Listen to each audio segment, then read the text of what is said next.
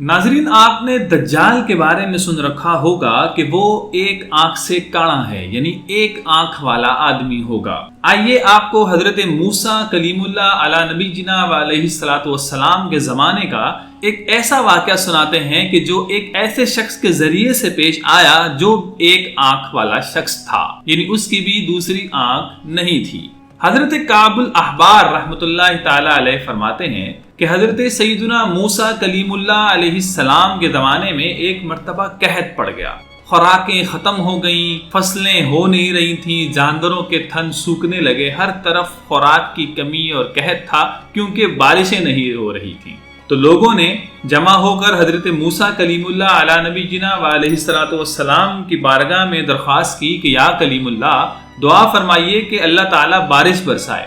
اس پر آپ نے ارشاد فرمایا اخرجوا معی الی الجبل، تو چلو سب مل کر میرے ساتھ پہاڑ پر چلو۔ اور پچھلے زمانے میں یہ ہوا کرتا تھا کہ جب قحط پڑتا تھا تو اللہ تعالیٰ کے نیک بندے انبیاء اور جانور اور بچوں کو لے کر پہاڑوں پر جا کر دعا کرتے تھے۔ تو یوں ہی حضرت موسیٰ علیہ السلام نے فرمایا کہ میرے ساتھ پہاڑ پر چلو۔ یہ سن کر سب لوگ آپ کے ساتھ چل پڑے۔ تو آپ نے وہاں پر ایک عجیب اعلان فرمایا۔ آپ نے فرمایا لا یتبعنی رجل اصاب ذنبا، میرے ساتھ کوئی ایسا شخص نہیں جائے گا جس نے کوئی گناہ کیا ہو۔ یہ اعلان سن کر سب لوگ حیران ہو گئے اور تقریباً سارے لوگ واپس چلے گئے، لیکن صرف ایک شخص رہ گیا اور اس کا نام تھا برخ العابد۔ یہی وہ شخص تھا جو ایک آنکھ والا آدمی تھا اور وہ حضرت موسیٰ کے ساتھ چلتا رہا۔ یہ دیکھ کر حضرت سیدنا موسیٰ نے اس سے فرمایا کہ الم تسمع ما قلت، کیا تم نے میری بات نہیں سنی ہے جو میں نے کہا؟ تو اس نے عرض کی حضور سنیے۔ تو آپ نے پوچھا کیا تم بالکل بے گناہ ہو؟ اس نے عرض کی یا کلیم اللہ، مجھے اپنا اور کوئی جرم تو یاد نہیں ہے، البتہ ایک واقعہ یاد ہے، وہ میں آپ کے سامنے پیش کر دیتا ہوں، اگر وہ گناہ ہے تو میں واپس چلا جاتا ہوں۔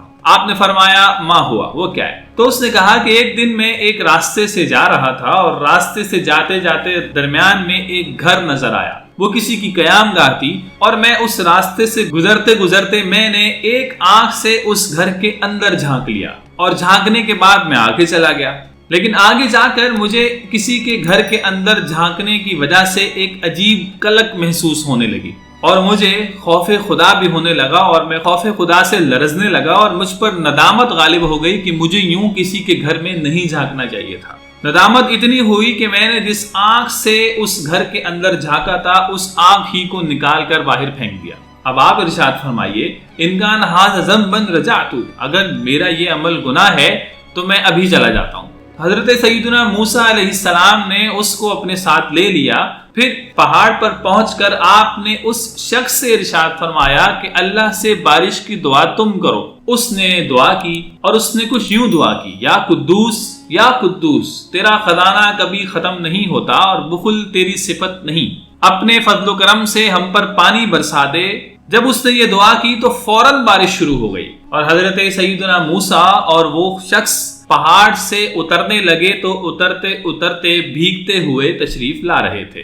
ناظرین، اس واقعے سے معلوم ہوا کہ اپنے سے کم درجہ شخص سے بھی دعا کروانی چاہیے، اور یہ طریقہ انبیاء و مرسلین اور بزرگان دین کا بھی رہا ہے۔ یقیناً نبی کا درجہ امتی سے بہت بڑا ہوتا ہے، لیکن پھر بھی حضرت سیدنا موسیٰ علیہ السلام نے اپنے امتی سے دعا کروائی۔ یوں ہی حضور اکرم صلی اللہ تعالی علیہ وآلہ وسلم افضل الانبیاء ہیں، نبیوں میں بھی سب سے افضل ہیں۔ اس کے باوجود عمرے کی اجازت دیتے ہوئے امیر المؤمنین حضرت سیدنا عمر فاروق سے خود حضور نے ارشاد فرمایا تھا کہ یا اخی اشرکنا فی شیء من دعائک ولا تنسنا، یعنی اے میرے بھائی ہمیں بھی اپنی دعا میں شریک کرنا اور بھول نہ جانا۔ تو ناظرین، ہمیں بھی چاہیے کہ ہم کسی سے بھی دعا کروانے میں پیچھے یا کسی قسم کی کوئی سوچ دل میں دماغ میں نہ آنے دیں۔ اگر آپ کو یہ ایک آنکھ والے شخص کا واقعہ اچھا لگا ہو تو اس کو لائک کیجئے، شیئر کیجئے اور کمنٹس میں ہمیں ضرور بتائیے۔ اور اگر آپ نے ہمارے چینل کو اب تک سبسکرائب نہیں کیا ہے